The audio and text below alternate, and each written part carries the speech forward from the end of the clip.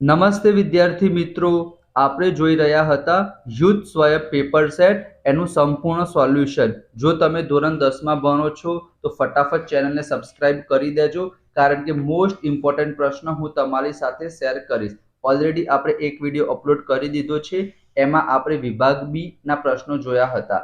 આજે આપણે જોવાના છીએ વિભાગ સી. અને તમને ખબર જ છે વિભાગ સી માં વિદ્યાર્થી મિત્રો ટોટલ 9 પ્રશ્ન પૂછાશે અને એનામાંથી કોઈ પણ 6 પ્રશ્ન આપણે લખવાના છે. તમારા 18 માર્ક્સ પાક્કા થઈ જશે. દરેક વિષયના દરેક ચેપ્ટરના વન શોટ રિવિઝન પણ આવશે. તો ફટાફટ વિદ્યાર્થી મિત્રો ચેનલને સબસ્ક્રાઇબ જરૂર કરી દેજો, તમારા ખૂબ જ સરસ માર્ક્સ આવશે. અહીંયા વિદ્યાર્થી મિત્રો આપણે પ્રશ્ન જોઈ લઈએ, પછી એનું સોલ્યુશન પણ હું તમને બતાવીશ. બરાબર, તમે સ્ક્રીનશોટ લેતા રહેજો. પહેલો જે પ્રશ્ન હશે 38મા નંબરનો, પહેલા ચેપ્ટરમાંથી પૂછાશે. વિઘટન પ્રક્રિયા અહીંયા પૂછી છે. 4 પ્રક્રિયા છે: સંયોગીકરણ, વિઘટન, વિસ્થાપન, દ્વિવિસ્થાપન. બરાબર, એના સિવાય રેડોક્સ તમારી પરીક્ષામાં પૂછાઈ જાય, ક્ષારણ છે, ખોરાપણું છે. બરાબર, આ બધા ઇમ્પોર્ટન્ટ પ્રશ્ન છે. તો વિઘટન પ્રક્રિયા વાળો પ્રશ્ન છે. એના પછી 39મો પ્રશ્ન છે મેગ્નેશિયમ ઓક્સાઇડ, એનું તમારે ઇલેક્ટ્રોનની આપલેનો ફ્લો ચાર્ટ બતાવવાનો છે. એના પછી 40માં ત્રીજું ચેપ્ટર જે તમારું ધાતુ અને અધાતુઓ છે, સક્રિયતા શ્રેણી વાળું. એના પછી 41મો પ્રશ્ન છે વનસ્પતિ અંતઃસ્ત્રાવો, 14 માર્ક્સનું ચેપ્ટર છે. તમને ખબર જ હશે વિદ્યાર્થી મિત્રો. 5મું ચેપ્ટર જૈવિક ક્રિયાઓ, વાનસ્પતિક પ્રજનન પૂછ્યું છે.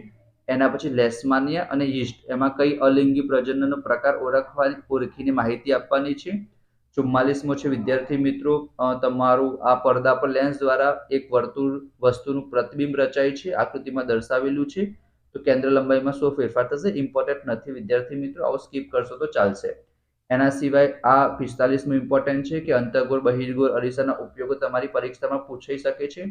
આ વિદ્યુત પરિપથ તમારી પરીક્ષામાં પૂછાવાની ચાન્સીસ છે. બરાબર, તો આ હતા તમારા વિભાગ બી ના મોસ્ટ ઇમ્પોર્ટન્ટ પ્રશ્ન. તો એના હું સોલ્યુશન પણ હું તમને બતાવું.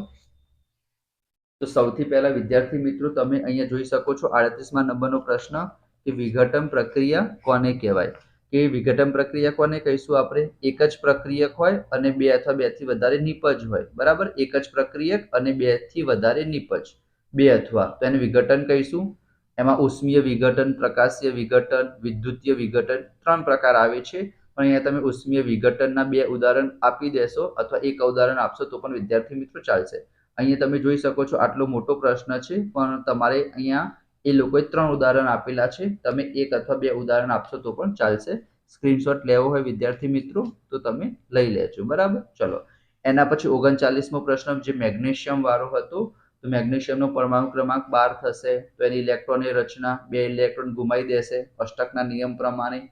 બરાબર, તો આ તમે મેગ્નેશિયમનું લખી દીધું. એના પછી ક્લોરીનનું લખી દીધું અને બંને ભેગા થઈને મેગ્નેશિયમ ક્લોરાઇડ એટલે કે MgCl2 બનાવશે. એના પછી જે 40મો પ્રશ્ન હતો તમારો ધાતુ અને અધાતુ ચેપ્ટરમાંથી, સક્રિય ધાતુ એની જે તમારી પ્રતિક્રિયાત્મકતા શ્રેણી એ હતું તમારે. તો અહીંયા વિદ્યાર્થી મિત્રો એ પણ તમે જોઈ શકો છો કે વધુ સક્રિય ધાતુ હશે એ ઓછી સક્રિય ધાતુને એના દ્રાવણમાંથી વિસ્થાપિત કરી દેશે. બરાબર, એને વિસ્થાપન પ્રક્રિયા કહેવાય, તમને ખબર છે. અને આ ધાતુની ક્રિયાશીલતા શ્રેણી તમે સ્ક્રીનશોટ લઈ લેજો. આનામાંથી વિદ્યાર્થી મિત્રો હેતુલક્ષી પણ તમારી પરીક્ષામાં પૂછવાના સૌથી વધારે ચાન્સીસ છે. એના પછી વનસ્પતિ અંતઃસ્ત્રાવ, આમાંથી પણ વિદ્યાર્થી મિત્રો MCQ પૂછાય છે. હેતુલક્ષીમાં તમારા જોડકામાં ઓક્સિન એ વૃદ્ધિ પ્રેરક અંતઃસ્ત્રાવ આવશે, જિબ્રેલિન છે, સાયટોકાઇનિન છે. આ 3 વૃદ્ધિ પ્રેરક છે. અને જે એબ્સેસિક એસિડ છે એ વૃદ્ધિ અવરોધકમાં આવશે. વિદ્યાર્થી મિત્રો હું તમને બતાવી દઉં, તમે સ્ક્રીનશોટ વિદ્યાર્થી મિત્રો લઈ લેજો. જે એબ્સેસિક એસિડ છે એ વૃદ્ધિ અવરોધક છે. એના પછી 42મા નંબરનો પ્રશ્ન વાનસ્પતિક પ્રજનન, જેને આપણે વર્ધી પ્રજનન પણ કહીએ છીએ, એ તમારી પરીક્ષામાં ઓછા ચાન્સીસ છે પૂછાવાના, પણ એક વખત વાંચી લેજો. એના પછી લેશમાનિયામાં અને ઈસ્ટમાં વાત કરી હતી, તો એમાં પણ તમે જોઈ શકો છો દ્વિભાજનના કારણે થશે. બરાબર, અહીંયા તમે જોઈ શકો છો. અને ઈસ્ટમાં કલિકા સર્જનના કારણે થશે.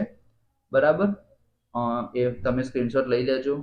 એના પછી 45મા નંબરનો પ્રશ્ન મેં તમને કીધું હતું, એ તમારી પરીક્ષામાં પૂછાઈ જાય. એ વસ્તુને આપણે કઈ જગ્યાએ રાખીશું, અથવા તમને આપેલું હોય એ વસ્તુને આપણે વક્રતા કેન્દ્ર ઉપર રાખીશું, C અને F ની વચ્ચે રાખીશું, અનંત અંતરે રાખીશું. તો પ્રતિબિંબનું સ્થાન, અંતર, પરિમાણ, પ્રકાર. બરાબર, તો એવો એકાદ પ્રશ્ન પૂછાય. બરાબર, કરો શકો છો, સ્કીપ કરશો તો પણ વિદ્યાર્થી મિત્રો ચાલશે. એના પછી અંતર્ગોળ અરીસાના ઉપયોગો, બહિર્ગોળ અરીસાના ઉપયોગો એ તમે કરી દેજો.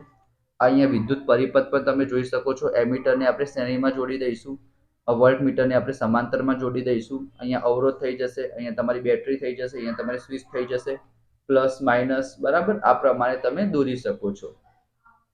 બરાબર. 46. તો આ વિદ્યાર્થી મિત્રો 46 સુધીના તમારા વિભાગ સી સુધીના હતા. એના પછી વિભાગ ડી આપણે નેક્સ્ટ વિડીયોમાં જોઈશું. તમારે કયા વિષયના વિડીયો જોઈએ છે એ કમેન્ટમાં મને જણાવજો. તો આપણે મળીશું નેક્સ્ટ વિડીયોમાં. ત્યાં સુધી જય Shri Krishna, Radhe Krishna. Thank you so much.